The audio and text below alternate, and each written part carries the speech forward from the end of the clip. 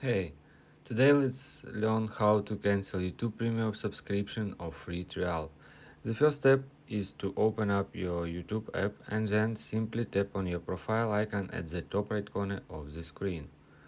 From the appearance menu, you should tap on the gear icon if you use Android device. If you use iPhone iOS devices, tap on settings. Next step, select purchases and membership.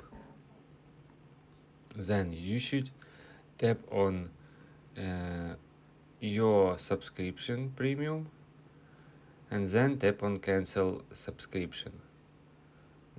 And now just follow the steps that they give you.